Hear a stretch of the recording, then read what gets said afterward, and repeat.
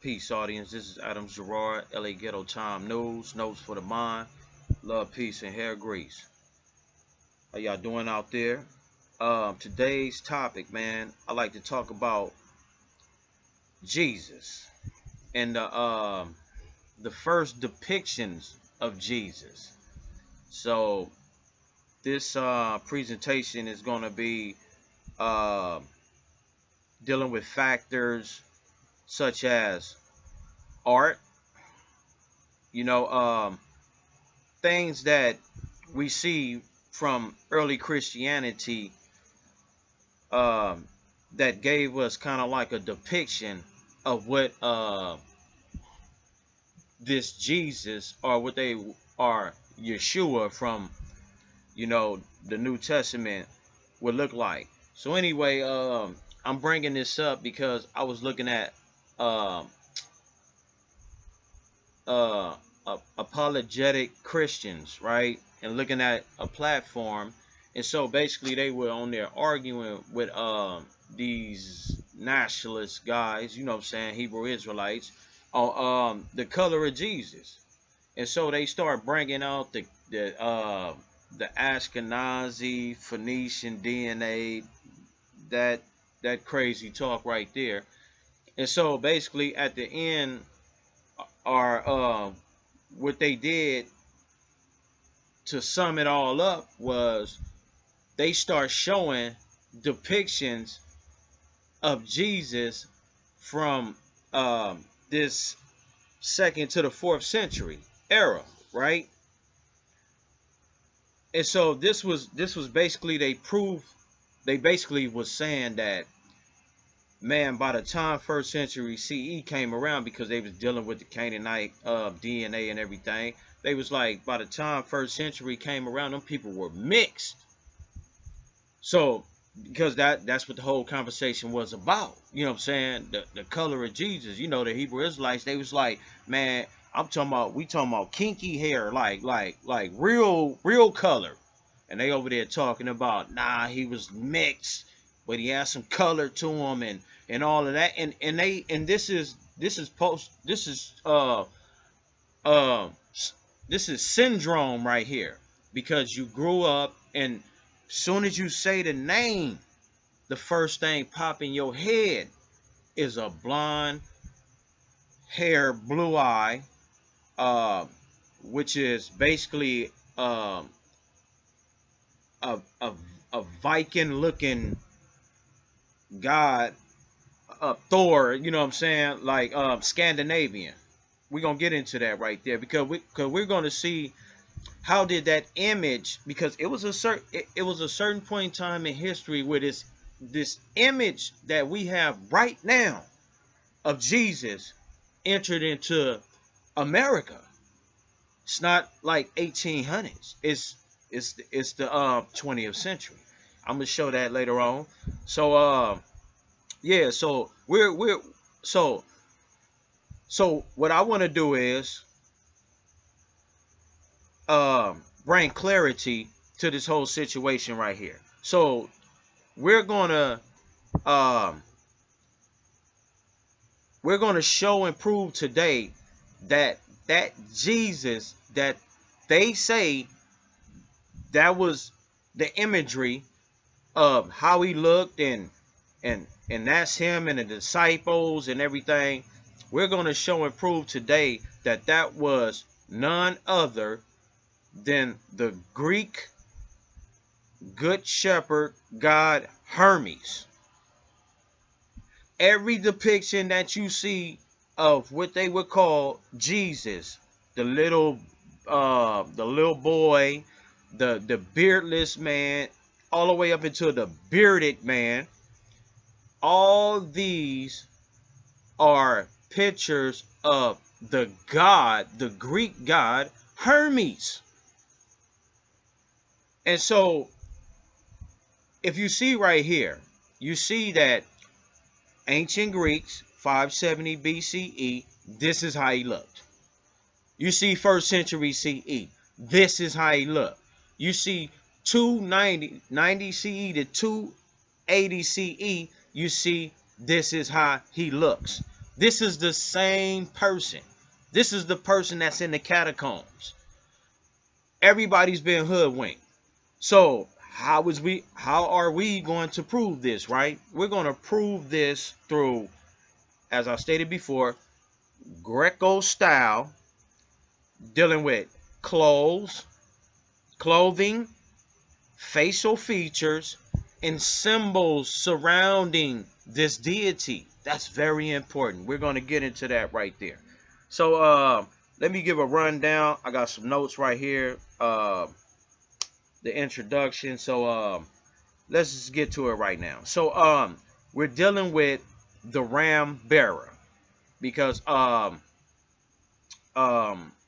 I'm not mistaken, the ancient Greek 570 BCE, yeah, that's a cow, but they got it's the ram in the middle right there, 1st century BCE, the ram bearer, and this god Hermes goes all the way back to the Etruscan gods. And so it's mighty funny, because these Etruscans were the original settlers of the catacombs.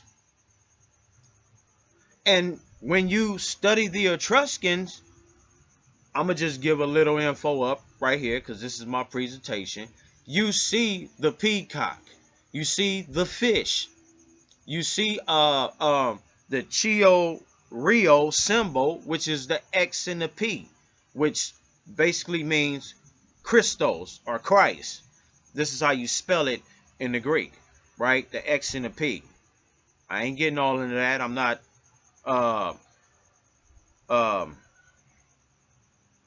well trained in that area right there, but you can go do the research and see about that right there. So from these points,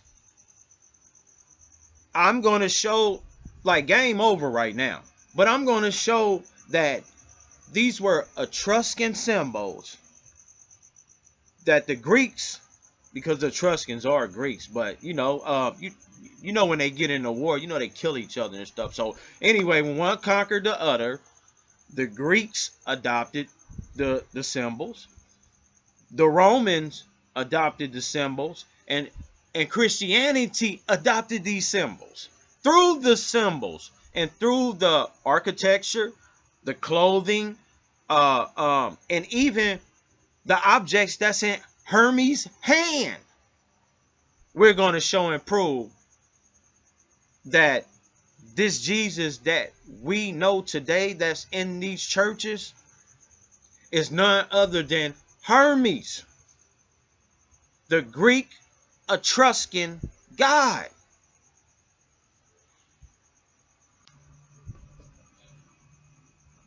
Okay, so we have the earliest depictions of Jesus / Hermes from the period 3rd century CE, give or take some decades, however you want to call it.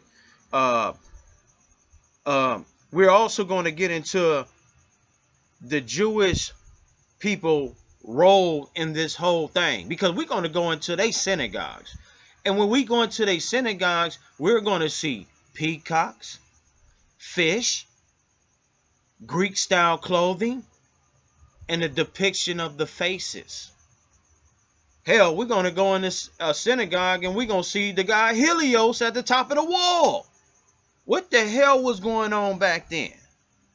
See, my thing is, people don't understand, or people, I hear people say all the time that there wasn't no racism in the ancient world. You see, the Minoans, they was doing it to the Greeks, and the Greeks was taking the black women, and it wasn't no racism back then and all. Yes, it was. I tell people all the time, for it to be a European race, you have to be doing it to each other. That's just the way it is, goddammit. If the black race exists right now, we exist because we had the majority of the people saying, I'm not finna touch them.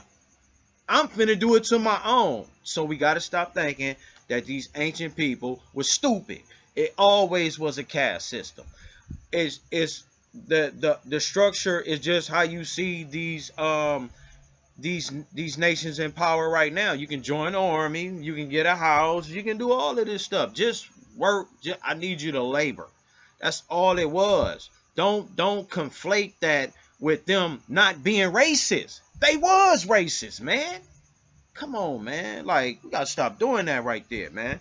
So yeah, these Jews, they had a hand in it, and of course we know they got a synagogue dedicated to Herod. You look up in the synagogue. We're gonna get into all of this stuff right here. This gonna be a long one, y'all. You know what I'm saying? I hope y'all feel me and follow me, because this is some information that really need to get out, man. We can't. Hell no. I'm laying this shit to rest tonight. You know what I'm saying? So also in them catacombs, they had Jewish quarters. You know what I'm saying? And so as we know that these Pharisees were nothing but Idumeans and Herodians. You know what I'm saying? So they were just converts. Okay. So excuse me. Let me see. Okay, so moving further down. Back into Hermes. Hermes, the son of Zeus, the symbol of the Chi Rio, which we can find the location in the catacombs. And the catacombs wasn't nothing but underground pagan temples. So these Christians down here in 2nd century CE, all in these catacombs, around all these symbols and these gods, these various gods and all of that stuff. And they supposed to be following the Yeshua that's in the New Testament. See, I want to make a distinction with y'all right now, that I'm not talking about the Yeshua that's the real Yeshua. I'm talking about that Jesus. When you say that name Jesus, you're not talking about Yeshua. You're talking about this pagan god named Hermes that these 2nd century Christians were following. And everybody knew it. And these Jewish people knew it too. But they were baptizing with each other. All in cahoot. Why? You go into their synagogues, you see all white faces. That's how them people looked. They converts, man. So let's start here. Since the Etruscan times from 900 to 100 BCE, the catacombs were inhabited. This is when you get the fish symbol, as I stated before, the Rio, and in the fish hat, which is called the itch thighs. Okay, so I'm just giving y'all a little breakdown right now. So we're going to be dealing with the Good Shepherd at Domitilia's catacombs. This is from the 3rd century CE. So the catacombs from there. The Priscilla from the 3rd century CE, and that's the catacombs up in Rome. They might be the same ones. So I'm just giving you the catacombs where this shepherd is found. So it's only found in like 2 places. I think maybe in Syria, if I ain't sure. So we also gonna show that Clement, which is the Gospel of Hermes, written by Clement, as some scholars say, that he gave a story of the Greek god Hermes. So basically, when you see Hermes, Hermes, that's talking about that would be the Greek Hermes, Zeus' son.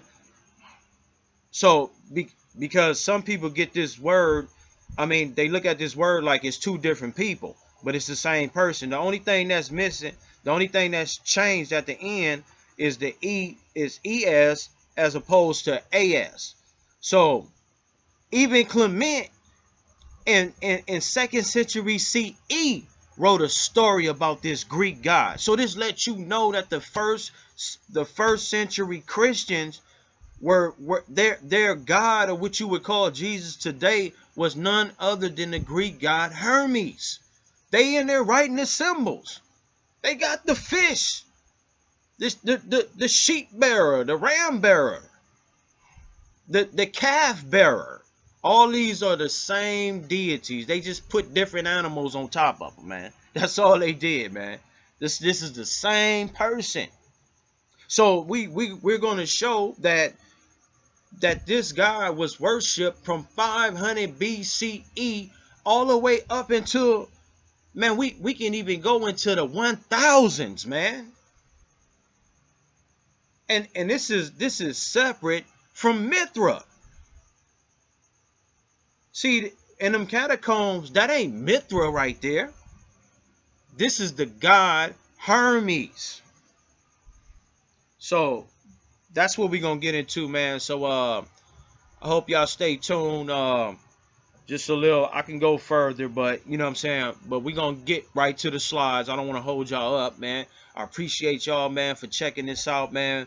Just trying to bring that information the best way I can, man. Okay.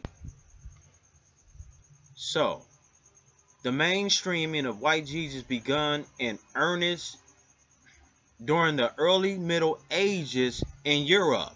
Now, I want to take you right here because this is the time where the Renaissance era, what you would call, came up. And what they did was, this is when they changed the look of Hermes. So this is going to be very important as we go forward to see how do we get the image that he looks right now, because this image that we see right now of Jesus, this come from a country. This is somebody that has a look from a certain country. So let me make that be noted right there. Okay. A time and place where darkness had powerful negative connotations. 8th and 9th century European theologians obsessed with the symbolism of the Passion began ascribing blame to the Jews, such as Judas and King Herod, and eventually Pontius Pilate came to be represented in dark, sinister hues, while Jesus became increasingly white. The oldest basis of all the Christian art is the clash of the good versus evil, light versus darkness, said Colomb, etc. right there. This was particularly the case in the 9th and 10th centuries, when basically the Jews assumed a dark coloration in art. So all you Christians, I mean, I see me when I see all that dark disciples and all of that stuff, and y'all be talking about these popes was dark and all of that stuff, you got to understand, bro. You got to understand when they start making Jews to be the cursed of the world, right? And so, but who they were targeting though? Their own kind. And so they began to Christian art began to make Jews dark. There you go, right there. They not really dark. They just start making them be dark. While Christians became radiantly white, illuminated. This witness natural extended to such secondary characteristics, Mary and Joseph and the disciples, right? Let's move on. Oh shit. Let me see.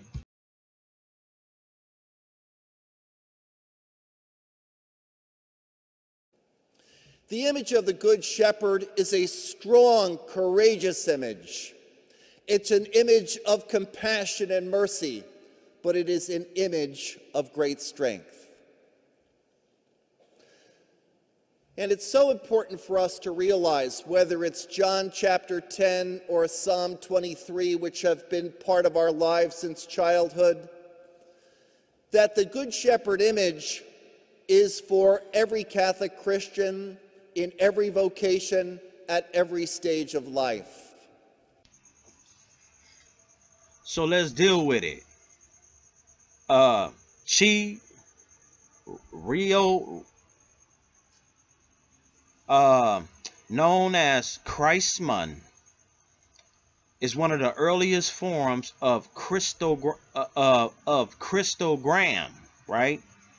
And so let's just go down right here. In pre-Christian times, the chi, let me just say that, the chi symbol was also to mark a particular valuable and relevant passage in the margin of the page, abbreviating good, right? Some coins of Ptolemy the Third are from 246 to 222 BCE were marked with this symbol. Game over. Exhibit 1, right? There it is. See, if game over, I just showed you right now that this damn sign, what is this sign? Why is this sign correlating with what you would call Yeshua up in the Bible? See, this sign is a pagan sign. We're going to get into that right there. See? So we can see it right here, right? Take a look. We got proof. Exhibit 2. Initially, Jesus was represented indirectly by pictogram symbols such as the itzthai, fish, the fish, peacock, and an anchor. The librum or chi was later developed. Let's go down right here. The images of the image of the Good Shepherd, a beardless youth in pastoral scenes collecting sheep, was the most common of these images and was probably not understood as a portrait of the historical Jesus at this period.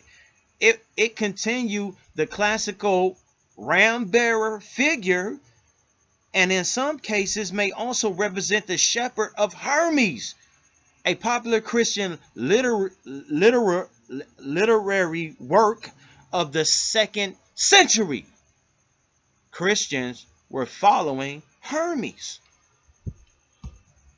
So they telling you these symbols were attributed to that figure that was in them catacombs, that shepherd, that European in there, as Jesus, the same Jesus that Christians follow today. Let's see that. So this is what y'all got to understand. The image, the Etruscan face, went to the Greeks copy the Etruscan face. The Romans copied the Greek face.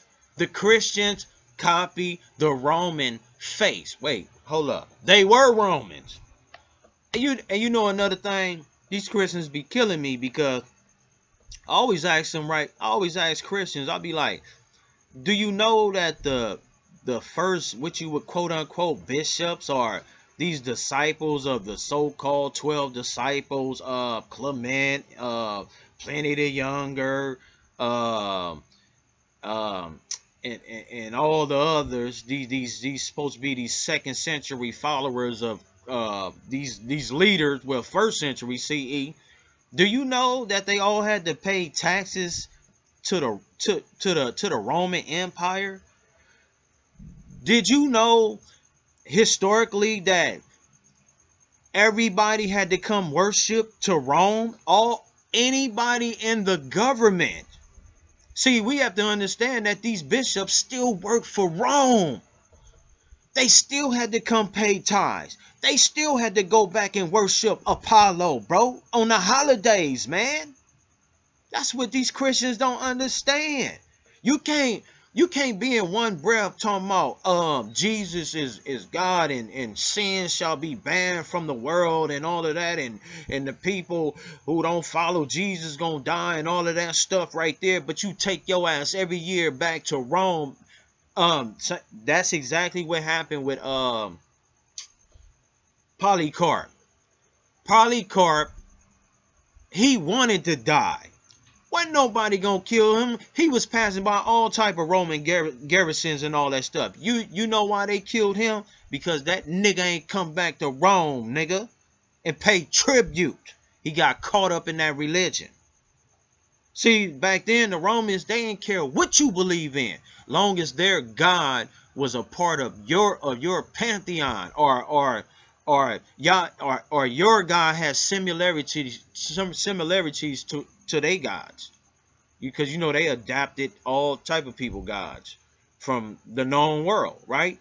So it is evident that some early Christians paid no heed to the historical context of Jesus being a Jew, and visually him solely in terms of their own context.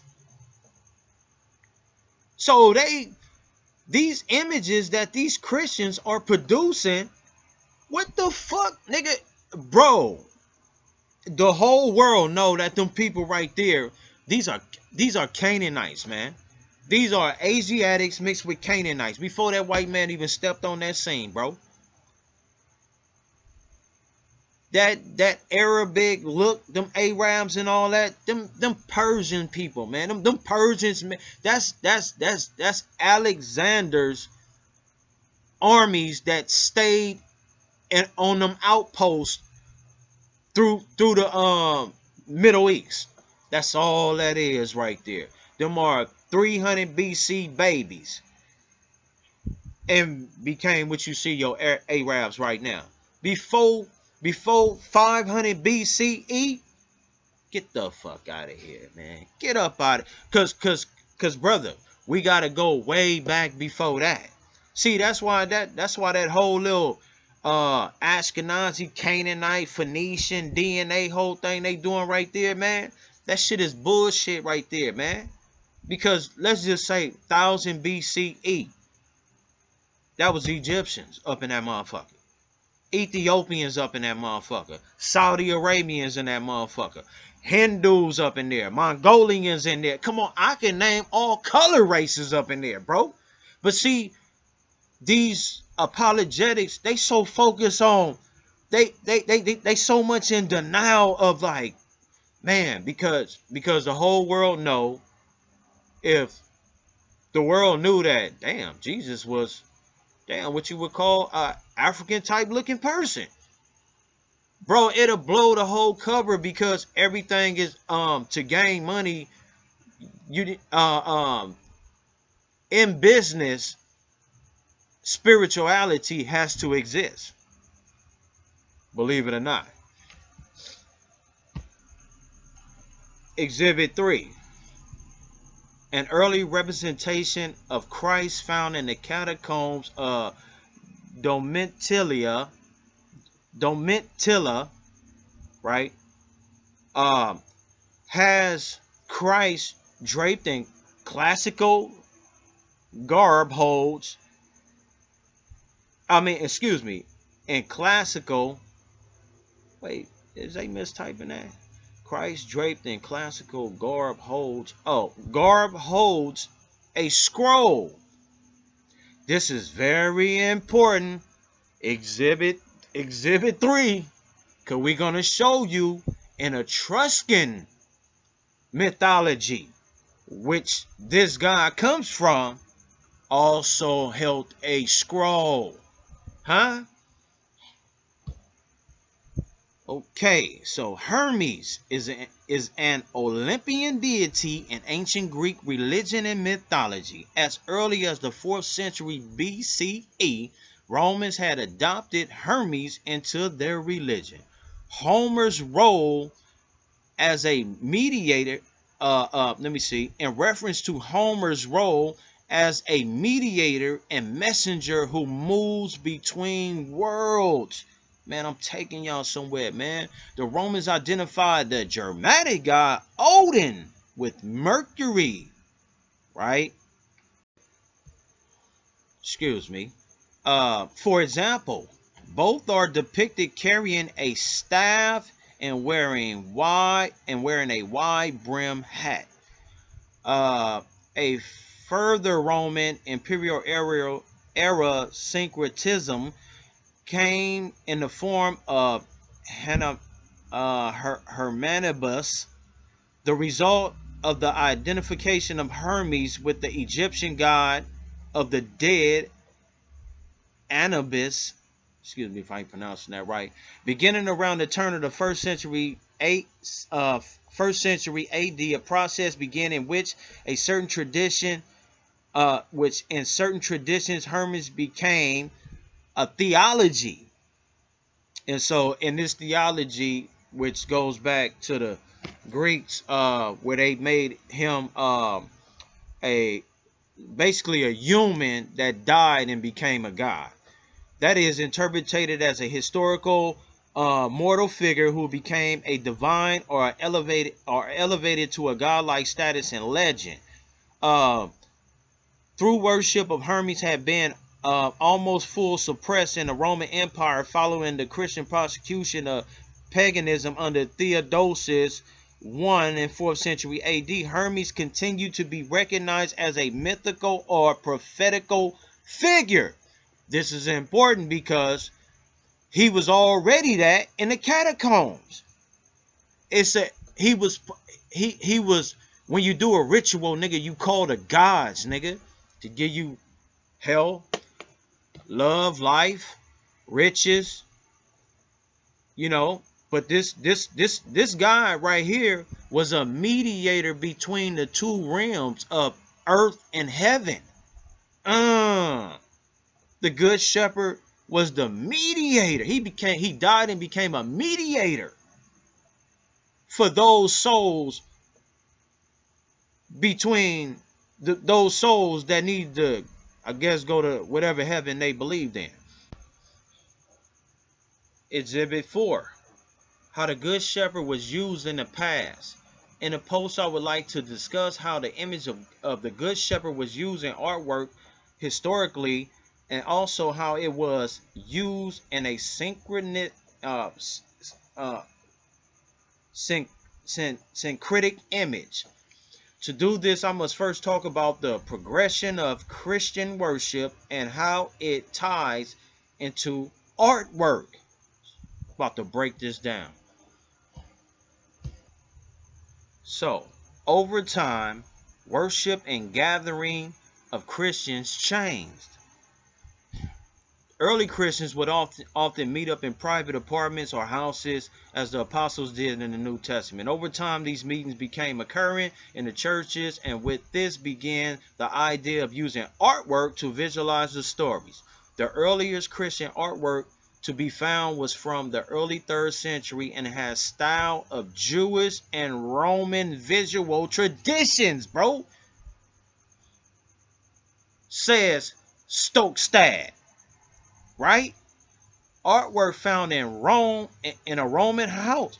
Artwork found in a Roman house reveals a fresco consisting of the Good Shepherd and other biblical figures. This painting displays the importance of the Good Shepherd by expressing the grace and forgiveness offered after the sin entered the world through Adam and Eve. Come on now. The artwork created by these early Christians revealed their intentions intentions not of trying to teach new lessons, but instead remind other Christians of Christ's lessons already taught. That's Hermes, nigga. The Good Shepherd was a figure not only used in Christian art, but also in pagan art resembling Apollo or Hermes the Shepherd. This type of use of the Good Shepherd is called syncretism, which in definition is when artists assimilate images from other traditions, either unconsciously or deliberately, and give them new meanings. Oh, this exhibit 4. This is it. This is exhibit 4, man. Where I'm at. People might look at the synchronistic image, interpret its meaning as they perceive it to be, and then assign this explanation to it. Therefore, the image does not necessarily have a single meaning. It only means what the viewer wants it to mean. The Good Shepherd is possibly the best known synchronistic, is the best known image. A syncretic, image is in the mural of a Roman catacomb. What was once considered a pose of classical sculpture is now a symbol of Jesus as the Good Shepherd to the Christians who created this piece. Man. Oh. Early Christian art was quite similar to that of the pagan religions, as they used many of the pagan art styles when depicting their own. This is why the Good Shepherd is a syncretic image, because it could have either been representing Jesus or Apollo, depending on who was worshiping it. Who was worshiping it? Damn. Yeomans explains in her article, thus the early images of Christ portrayed a young beardless man who bears a strong resemblance to the god Apollo, of the Greco-Roman world. This may have been due to his noble qualities, as he was known as the god of healing. Hermes. The shepherd is one more example of the Good Shepherd seen in Christian artwork, and has put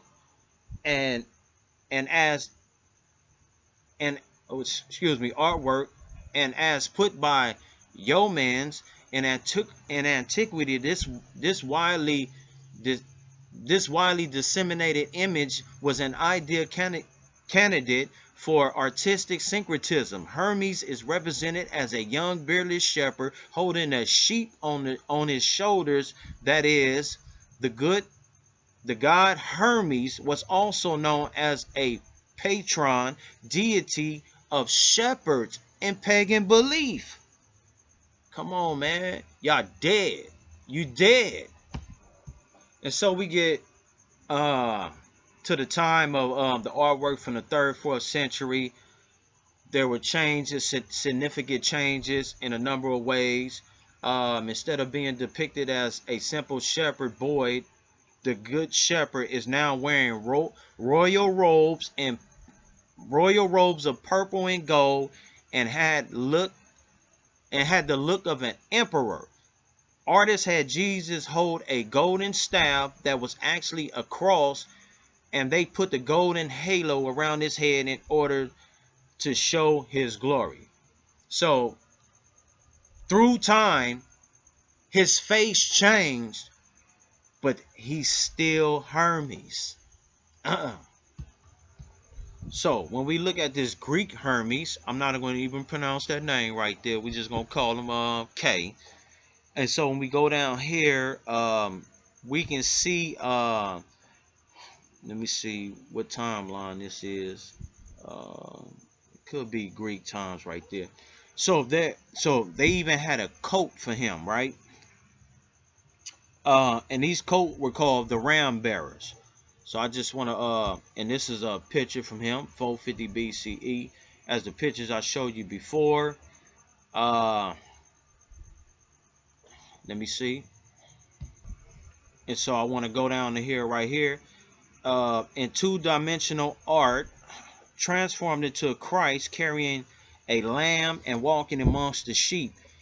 Thus we find philosophers holding scrolls or a Hermes, which can be turned into Christ given the law. The Oxford Companion to Classical Art and Architecture. The Good Shepherd is a common motif from the catacombs of Rome. The shepherd must have been the picture most frequently found in Christian worship. Now, this is real interesting right here because psychopomp is let's see right here, psychopomp literally meaning guide of the souls. Remember I told you Hermes Hermes was the mediator between heaven and earth. Now, this correlates with Hermes. Now look, pay attention, fam. These are the images of this psychopomp. And pay attention, family. You look down there. Why is Hermes right there? You see what I'm saying? Here's the correlation right here. Hermes was because when you look at psychopomp and you look at the images, it's a demon god. And these are the attributes. Appearing frequently in funerary art, psychopomps have been depicted at different times and at different cultures, being horses, deer, dog, raven, crow, vulture, owl, spirals, and birds. And so when we go down here, classical examples of the psychopomp are ancient Egypt, god Anubis, whatever with that, Hinduism, Greek, and god Hermes, the god Mercury. Is this, wait a minute, is this exhibit 4 or exhibit 5? I forgot, nigga. We killing them, man. These are the attributes of Hermes. So when they was in them catacombs in 1st century CE, when they knew the image that they wanted to put on there. You see what I'm saying? Demons. They knew the image that they want to put on there. When you know who you're worshiping. You ain't putting that image of that face up there for nothing. You putting it up there and them symbols all around. You putting that there for something, man. And talking about these first Christians were disciples of other disciples. Man, get up out of here with that shit, man. That's crazy, man. These heathens. Skull and Bones. Illuminati. They still conjure up this God in their rituals. This is Jesus, nigga. Excuse me, family. This is Jesus, people. They still worship this. When you see when you go in them churches, when you see that man in that it's invoking the spirit. That's the same thing they did in Egypt when they used to bring the big statues out of Horus and all that, and they have a festival around the statue. They do this all over the world. The statue in it, the spirit is in the statue, bro. Man, this is for all you apologetics out here, Christians, man. It's very important to know the color of Yeshua. Why? Ask the question, bro. Won't you go ask them and say, why the hell would you change the color? Like what is your what is your plight in this? What why are you doing this? I want to know why you did it. Like why? Like why you did it? What was your personal gain in doing this right here? Why did you do it? I'm just asking a question. Why you change the color when you stole the whole tradition from some people that had Negroid features? Why you ain't just keep it a buck and be like, the Jesus, that's the Jewish Jesus, and And this how he looked. Because according to these people that said they was hanging around, this lets you know that they wasn't hanging around none of Yeshua disciples. Because ain't no way in hell, nigga, Yeshua disciples gonna let them just be with the Greek influence, just like, well, I think I'm gonna paint them white. Do you like this, Peter? Yeah, I drew a picture of Jesus. And Peter like, yeah, that's cool. Yeah, I like that. I like that. Hell no, bro. Man, we got to use our minds, man. We got to use common sense, bro. That shit was racism back then, man. Fuck you talking about, man? So the Good Shepherd around 200. Uh, Priscilla, Rome, catacombs. The painter of the Good Shepherd of the catacombs at Priscilla was familiar, but I've been drinking beers, with Roman copies of Greek scriptures, and also familiar with paintings of pastoral scenes and Roman homes, man. They had this goddamn scene in their houses, bro, before Christianity even started. Took that picture out their homes and put them right up in the catacombs. And the people in the houses, they knew who they was worshiping. Oh shit, this is the Greek god Hermes. Man, he brings good luck to us, man. When we sin, we go in the house and we pray to, and the statue right there, and the picture right there. Oh, sweet Jesus, Jesus, please. Oh Lord, all the grandmamas, man, you know, they burnt out like, man, don't touch my 1970. See, we're gonna get into that right there. Don't touch my 1965 picture of Jesus. Been in the family for decades. Hermes been in your house for decades. Exhibit 5 or 6. In Etruscan religion, Termus was the equivalent of Roman Mercury and Greek Hermes, both gods of trade and the messengers between the people and God. Come on, man. Dagger, game over, bro. Get him up out of here.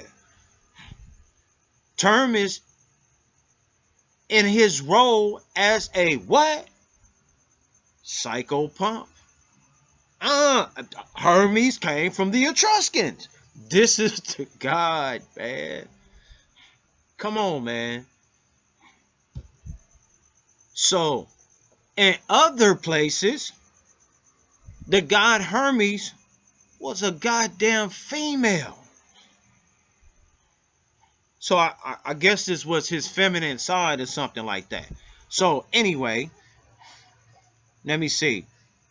Venus is a female demon in the Etruscan underworld that is often accompanied by other additional Vanth figures or by another underworld demon. I'm reading slow because it's small. Let me see. Let me blow it up. Okay. Let's see. Now, I just showed you the Etruscans had Hermes as terms as the messenger between the worlds. This is an unlikely association that she almost always. This is an unlikely association since she is almost always shown in Etruscan iconography to be the beloved, benevolent guide. So wait a minute. You got him, that's a guide to the heavens or the underworld. Okay, see that she the guide to the underworld, but damn, both of them the guides. So we got to understand, in different parts of this European world, they had the same gods, but they were represented in different type of ways. That's all I'm just trying to show y'all right now. You know what I'm saying? Let's see, do we got anything else? And this guy right here was a god of murder and chaos. And this is just my personal opinion on this right here. I believe that in different Greek cultures, Hermes are terms, can't pronounce the name, was translated to this female deity right here. And I just say that, man, because them people funny bunny like that. And so, family out there, I think I made a I think I laid down the premise. I showed you how the chi, the fish symbols, the peacocks, all involve this shepherd that all historians say that this was the image of Jesus. There's no scholar out there that say, I mean, well, there's scholars out there that say, that know this is Hermes, but the general population, they say that that's Jesus. That's Jesus. So we got to be careful when you say, I believe in Jesus. Who is that man? That face? And so tomorrow, man, I'm gonna get, because I was just giving you a historical aspect of this god Hermes. So now I'm gonna take you to the CEs tomorrow, and we and bring you all the way to this image that we have of Jesus right now, and how that came into the black conscious community, the black churches, and how that's been sitting on the grandmama mantles since the 60s. You know what I'm saying? And I'm gonna show you the person who brought who the first paintings, and how the government had a hand in and presenting this image to the masses of Americans. Because just by you visioning the vision that's in your head of this deity,